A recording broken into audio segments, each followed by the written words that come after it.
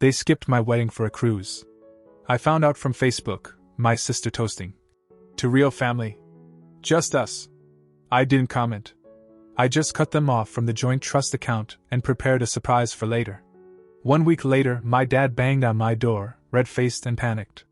I opened it, handed him a copy of the papers, and said, "This is your new beginning. Without me."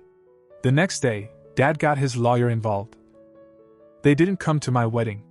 Not my mom, not my dad, not my sister, not a single one of them even texted the morning of, "You'd think I'd done something to deserve it, hurt them, cut them out, or picked a fight."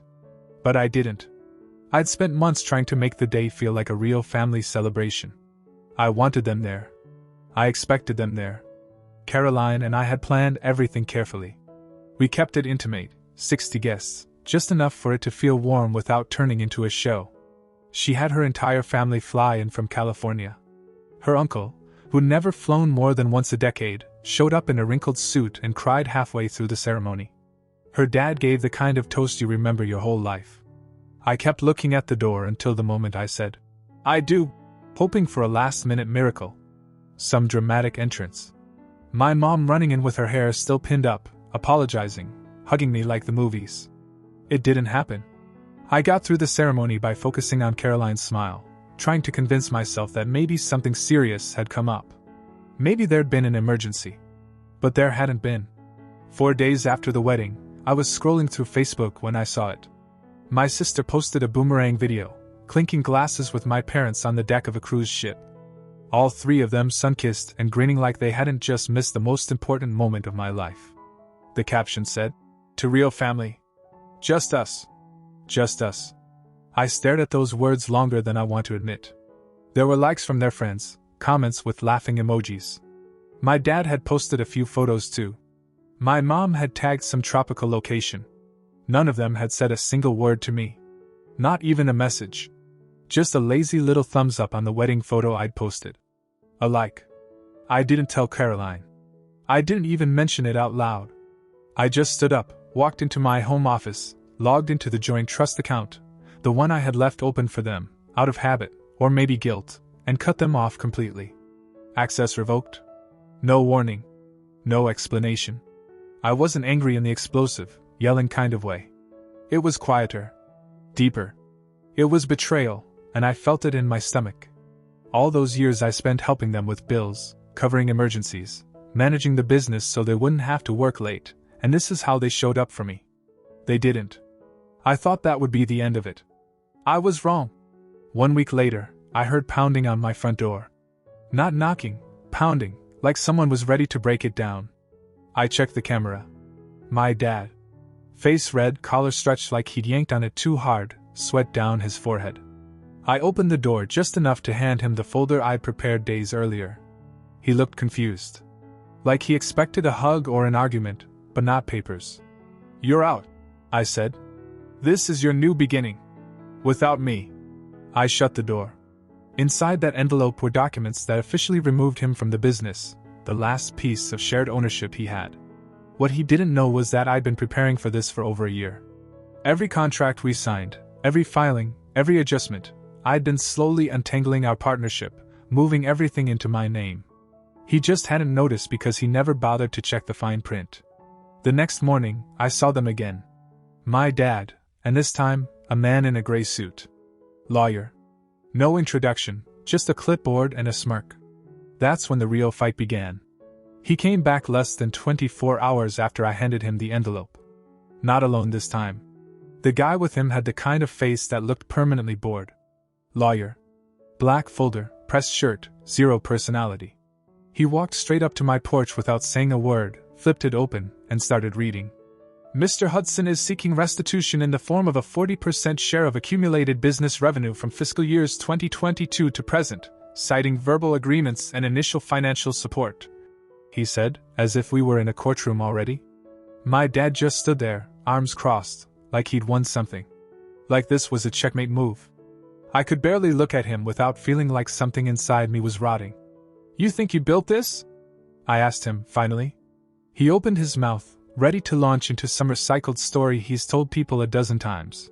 How he gave me my start, how he believed in me when no one else did, how it was, Our company. He gave me 10 grand when I was 25. That's true. And he helped me land my first real contract. His friend's construction company needed a website, and I stayed up 3 nights building it. But that was it. After that, I was the one grinding out 14-hour days, juggling 3 freelance jobs, figuring out taxes, branding, invoices. He stopped contributing after year 1, except when he wanted to brag about his company at barbecues. I never made him prove anything, because I was raised to believe that when you're family, you don't keep score. But apparently he did. The lawyer kept talking, going on about verbal contracts, historical contributions, and some vague nonsense about legacy equity. I waited until he finished his script. Then I handed him a manila folder, thicker than the one I gave my dad, with everything. Transaction records, ownership transfers, meeting logs. Every single decision I had made in the past 3 years. I'd spent over a year making sure I was legally fireproof. You can go ahead and try, I said. But this business? It's mine. The lawyer flipped through the first few pages, frowned, and looked at my dad like he hadn't been told the full story. My dad didn't say anything. He didn't move. Just kept his arms crossed, breathing like a furnace. They left without another word. That night, someone slashed the tires on my truck. I didn't need security footage to know it was him. It wasn't even subtle. The cuts were deep, deliberate, both rear tires. No note, no message. Just a quiet threat. I replaced them without saying a word to anyone. The next night, someone dumped paint on the steps of the office. A full can. Bright blue, dripping down like it was supposed to make a point. Then came the fake negative reviews on Google. All saying the same thing: fraud, unprofessional, shady business practices. Made up names, all posted within hours of each other. And 2 days later, my office sign was gone. Not stolen. Just shattered, wood splinters all over the sidewalk, letters kicked in. Whoever did it didn't want to take anything. They wanted to humiliate me. I knew who it was. But I didn't call the cops. Not yet. That wasn't the kind of war I wanted to fight. Instead, I made a phone call. 9 months ago, when my sister got into that out-of-state university, my dad had called me in the middle of the night. Said she couldn't afford it. Said it would break the family if she had to drop out. I covered the tuition. Quietly. $15,000 so far. Paid directly to the school through a standing arrangement. I called the university finance office. Effective immediately, I said. Terminate any future payments associated with my account for her tuition. They said okay. Asked no questions. An hour later, my dad tried to call. Then my mom. I didn't answer either. That same night, Caroline and I had dinner with her parents. I didn't say much, but I think they could tell something had shifted. Her dad pulled me aside at one point and said, "You know we've got your back, right?" I just nodded. It felt strange, being supported by someone else's parents while cutting mine out of my life. But for the first time in a long time, I didn't feel alone. The next morning, it was quiet. No smashed glass, no vandalism. Just silence. Too quiet. The silence lasted exactly 3 days. No more slashed tires. No more fake complaints. No more lawyer calls. Just stillness. I kept waiting for the next move, but it didn't come the way I expected. There was no explosion. No ambush. Just silence. And that's when I knew something had shifted. I was at my office early Thursday morning, reviewing onboarding paperwork for a new client, when my phone lit up with 7 missed calls. 4 from my dad, 2 from my mom, 1 from a random number I didn't recognize. I didn't pick up any of them. I figured if it was serious, they'd leave a voicemail. Only one did. My dad. I didn't listen to it. Then, about 30 minutes later, the banging started. Not knocking, banging. I looked at the security feed. It was my mom. She was pounding on the glass front door of the office, already crying. I opened the door because I didn't want a scene in front of the staff. She pushed past me like she still had that right. She didn't even start with an apology. She went straight into panic. Tuition office, late notice, payment failure, academic probation. My sister had gotten an email that morning. Unless the bill was covered within 48 hours, she'd be locked out of her courses. The office had already frozen her schedule. She'd missed 2 deadlines for financial aid. "She can't lose her place, Mike," That's what my mom said. Like I didn't already know that. Like I hadn't been the one quietly covering her tuition since the day she got accepted. All while they went on cruises, posted pictures of dinners I wasn't invited to, and talked about real family. I didn't say a single word while she cried in front of me. I didn't ask how she could toast a vacation while missing her only son's wedding. I didn't mention the smashed office sign or the truck tires or the fact that they hadn't called once, not even to lie. I let her speak. And when she was done, I opened the door and stood aside so she could walk out. She paused like she expected me to say something. But I didn't owe her closure. By the time I got home that night, I had another voicemail. This time I listened. It was my dad, and for the first time, he wasn't angry. He was something else. He said things had gotten out of hand, that this was a family misunderstanding. He used the word overreaction twice. Then, like he couldn't help himself, he added, "You know she's just a kid, right? You're punishing her for something she had no control over." Right. Except she raised her glass in that Facebook post. To real family. Just us. She was 21. Old enough to know what she was doing. Old enough to skip my wedding. Old enough to enjoy the cruise I helped pay for while pretending I didn't exist. Then came the text. It was short. My sister, finally reaching out for the first time in months. "Mom says you're not paying for school anymore. Is this really happening?" That was it. "No. How are you?" "No. Sorry. No. I miss you." Or, "I wish I'd been there." Just an invoice wrapped in a guilt trip. I typed 2 words and hit send. "It is." No answer. The next few days were quiet again, but in a different way. No more destruction.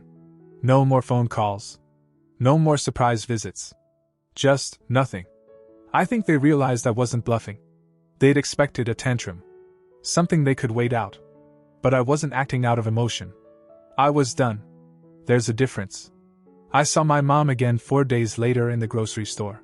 She was alone, walking slow, like she had nowhere to be. We made eye contact for less than a second. She looked down. She didn't say a word. I walked past her.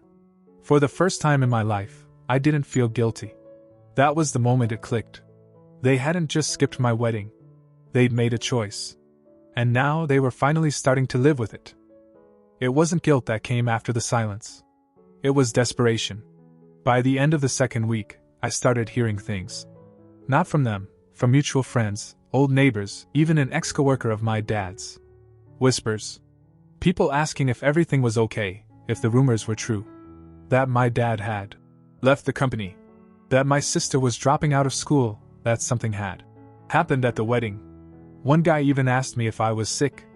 Apparently, they'd started spreading their version of the story. That I was ungrateful. That I'd shut them out after they missed one minor family event. That I'd gone behind my dad's back and stolen the business. The word stolen came up a lot. What they didn't know, what none of those people knew, was the paperwork. The emails. The months of silence before the wedding. The cruise. The champagne toast without me. No one ever sees the full picture, and I wasn't about to explain myself to every person who heard my mom crying in a grocery store. But something shifted again. They weren't trying to get back in anymore. They were trying to save face.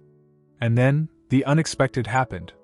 On a rainy Tuesday afternoon, 2 weeks after the last phone call, someone knocked on my front door. Not pounding, just one knock. I checked the camera and felt my chest tighten. It was my sister. She stood there, alone, soaked, holding a folded-up umbrella and a backpack. I hadn't seen her in person since the week before the wedding, when she swore she couldn't wait to meet Caroline's family, and told me she had nothing but time to help us with setup. Then she vanished. I opened the door, and she didn't say anything at first. Just stood there, hair dripping, shoulders tense. Then she handed me a sealed envelope. "I'm not staying," she said. "But you should read this." She turned around and walked off before I could even respond. I watched her walk down the driveway and into a car I didn't recognize. Inside the envelope was a printed copy of her withdrawal letter to the university. A single page. She had officially dropped out. No dramatic message. No scribbled note. Just one line at the bottom, handwritten. I didn't know what they were planning. I just went along with it. I sat at the kitchen table for a long time staring at that letter.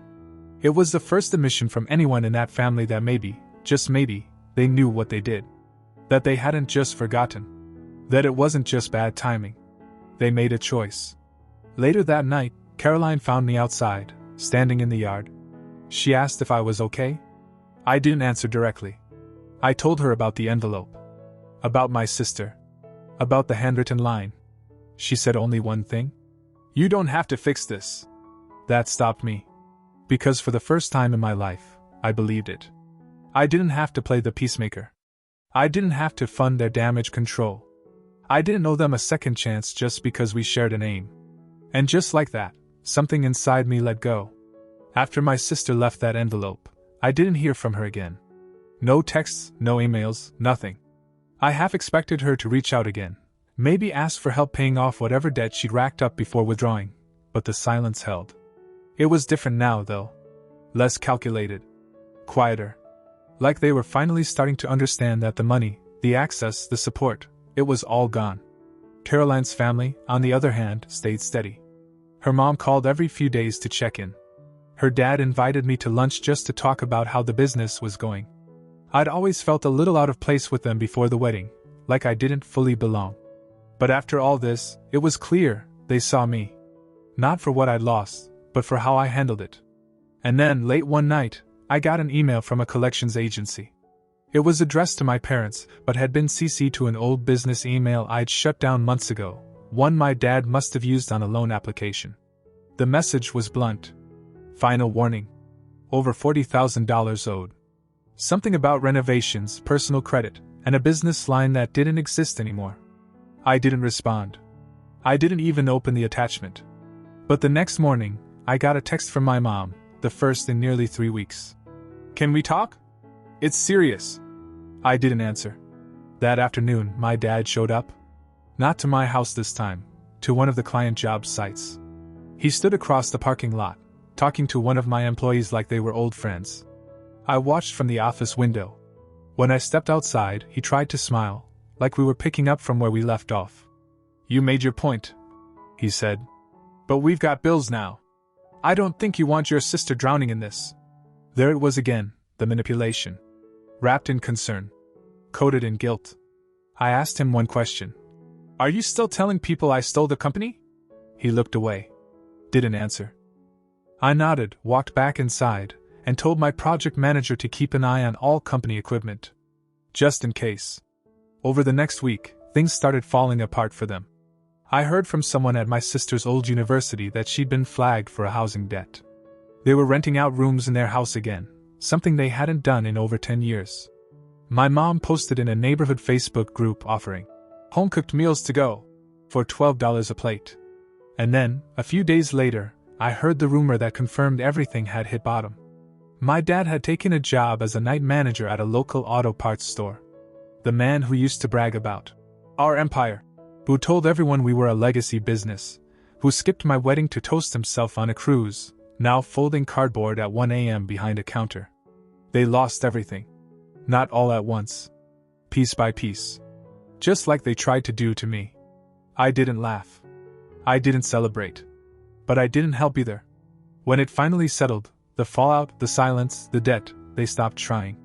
No more calls. No more lawyers. No more drive-bys or messages through mutual friends. My parents were too busy trying to stay afloat. My sister vanished from social media completely. One day she was reposting dorm selfies, the next she was gone. I assumed she moved back home, though I didn't care enough to confirm. Caroline never asked for the details. She'd known something was wrong from the day she met them. My parents had barely acknowledged her.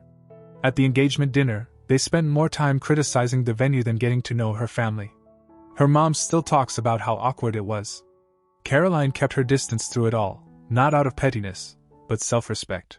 She gave me space to deal with my family how I needed to. But after that final blow, the debt, the job, the unraveling, something shifted in her too. She stopped walking around them like they were glass. One night, we were cleaning up after dinner at her parents' place. Her dad was telling a story about building his first house, and her mom was laughing so hard she couldn't breathe. I was just listening. Watching. And then Caroline leaned in and said quietly, "This is what family feels like." That moment hit harder than I expected. Because she was right. Her family had shown up. For the wedding. For the chaos after. For me. They hadn't asked for anything in return. They didn't keep a tally. They didn't choose a vacation over my vows. They just showed up. And mine? They lost the business. The money. The future they thought I owed them. They gambled on the assumption that I'd always forgive, always pay, always play the role of the responsible one. And when I didn't, when I finally held up a mirror to who they really were, they had nothing left to stand on. I didn't go back. I didn't reach out. Not when I heard they were renting out their basement. Not when someone told me my dad's car got repossessed. Not when my sister posted a vague quote on Instagram about lessons learned the hard way. And eventually, they stopped being part of my life at all. Not dramatically. Just completely. I sold the old office building. Rebranded the company. Invested in a new property with Caroline's father. He's officially part of the board now. Funny how life works. The man who once looked at me like a question mark is now the closest thing I've had to a father in years. Last week, Caroline and I sat down with her parents for dinner again. Her mom handed me a wrapped box. Inside was a photo of the four of us from the wedding, the one where I finally smiled like I meant it. Caroline leaned her head on my shoulder and said, "This is our beginning." And it was. Without them. But not alone. Never alone again. The first update. A month passed. The silence stretched, long and hollow, like an empty room no one wanted to walk into first. I figured that was it. They had made their bed. I wasn't expecting anyone to change. I had stopped checking my phone for missed calls. Life had moved on. Caroline and I were planning a short trip to the coast, something simple to clear our heads before launching the company's new direction. And then, out of nowhere, I got an invitation. Not a message. Not a phone call. An actual paper invitation in the mail. It was a dinner invite, printed, like a wedding rehearsal dinner or some community fundraiser. My full name was on it. Gold trim. No details about the occasion, just the time, a date, and the restaurant they used to take me to as a kid when my report cards were good. I showed it to Caroline. She asked if I wanted to go. I said no. Then I thought about it. And said maybe. I wasn't looking for reconciliation. I just wanted to hear what they'd say, now that everything had come undone. So I went. It was just the three of them, my mom, my dad, and my sister. They were already seated when I arrived, and from the way they all stood up at once, you'd think we were shooting a commercial for Family Forgiveness Night. My mom hugged me like nothing had happened. My dad pulled out a chair. My sister smiled like it wasn't fake. We sat down. And for about 20 minutes, it was almost normal. They asked about the business, about Caroline. My dad said he'd heard we were doing really well from someone at the country club. I let him talk. My sister said she was applying to a community college now. Starting fresh. I nodded. And then the shift came. My mom brought up how hard this year has been. For them. How everything spiraled so fast. How they'd made some mistakes but didn't deserve to be cut off like criminals. She started talking about how I always had it easier than they did, how I never understood what they gave up to help me get started. I let her finish. Then I looked straight at her and said, "You think this was easy for me?" That shut the table down. I didn't raise my voice. I didn't make a scene. But I made it clear. You skipped my wedding. You toasted yourselves on a cruise while I said my vows without my family. You didn't call. You didn't send a message. You liked a Facebook photo. And then you tried to take back what you didn't earn. So no. This wasn't easy. Not at all. My dad shook his head slowly, like I was being unfair. You don't have to keep punishing us, he said. Punishing. That was the word that finally made it clear. They still thought they were the victims. That they were owed something. That I was the one being cruel for finally standing up for myself. My sister sat back in her chair, arms crossed, eyes glossy like she was hurt by my words. Hurt. They had twisted everything in their heads. I pushed my chair back. No yelling. No storming off. I just stood up and said, "There's nothing left to talk about." And I walked out. No one followed me. Not this time. When I got home, Caroline didn't ask what happened. She saw my face, came over, and wrapped her arms around me. It was done. For real this time. No more attempts. No more dinners. No more family who only knows how to show up when the money disappears.